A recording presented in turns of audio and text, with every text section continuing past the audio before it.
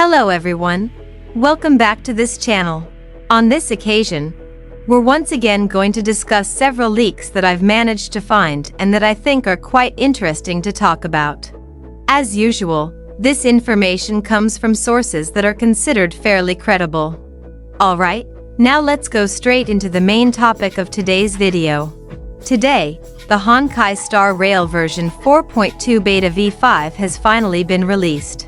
In this Beta V5, it turns out there are several changes that occurred in the kits of some characters. What changes will happen in V5 this time? Will these changes be quite massive compared to yesterday's V4? Of course, all of this information comes from fairly credible sources. Let's get straight into the discussion. However, I need to clarify this information. Actually, the V5 that has been released is not the beta client, but the creator experience. Because, according to information from Honkai starrail Italia, V5 this time basically the updates are from CE Creation 4.1.55, but OSCN Beta 4.1.55 will still release in like 12 hours. There really isn't any reason for it to be different than the creator client, but it still isn't out. So, it can be said that the creator experience has already released V5 while the beta client has not yet released V5. However, according to Seal Leaks, CE V5 release does not mean there is no Beta V5. Beta V5 is still going to release tomorrow. So yes, Beta V5 will still be released as scheduled even though the creator experience has already released V5. In addition, DK2 has also confirmed via HXG that Beta V5 will indeed exist. Whether Beta V5 will be different from Creator Experience V5, we don't know yet, but we might consider Creator Experience V5 as a hotfix. So these are likely the actual changes that will occur in Beta V5. Even so, there are changes that happened in CE V5. One of the changes is that the bug experienced by Evanescia in Beta V4 has finally been fixed. Yes, in the previous video we discussed the bug that occurred on Evanescia, where that bug made Evanescia overperform compared to what she should be. If you are curious about that bug, I recommend watching the video first. Besides the fix to Evanescia's bug, there are also changes to character kits. There are several characters that received changes, namely Evanescia, silverwolf 999, Welt, and yaoguang. However, among all of them, only Welt actually received changes to his kit, because the others only received rewording in their kits. So what changes happened to Welt? Even though Welt received changes, there are only two changes, namely changes to his talent and his trace. For the talent, the effect is actually exactly the same as before, but there is an additional new effect. Now, enemies in the weightless state not only have their defense reduced by 40%, but their speed is also reduced by 5%. So enemies will become even slower to take action. The second change is in Trace 1. Now, the damage dealt increase when allies attack enemies in the weightless state is increased, from previously only 6% to 10%. Even so, the stacks that can be accumulated from this effect are reduced from 15 times to 10 times. So this is a total buff, because Welt gets a higher multiplier with faster stacking and the final value also increases, from previously a maximum of only 90% to now 100% damage dealt increase. Those are all the changes in CE V5.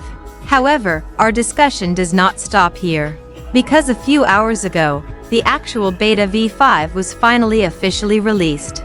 According to Seal Leaks, the Beta V5 update size is only 270 megabytes, which is quite small. So, will the changes be the same as CE V5? Or are there additional changes? But unfortunately, according to Gotcha there are no changes at all in Beta V5. So it can be said that the Beta V5 update makes it the same as CE V5. So, it can be said that V4 yesterday was the last change for Evanescia, silverwolf 999, and EMC. And there should be no more changes because today, in a few hours, there will be the 4.2 special program where they will showcase these three characters. so there is almost no time left for them to receive changes. And because their performance is still the same as beta v4, we will discuss how their performance is from the tester's point of view. The performance review comes from the source HOS, which you can check on their YouTube channel. Don't forget to subscribe to them.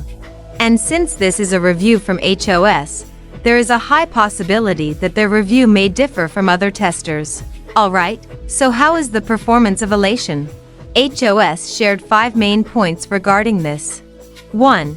HOS shared the optimal investment for both characters, Silverwolf 999 and Evanescia.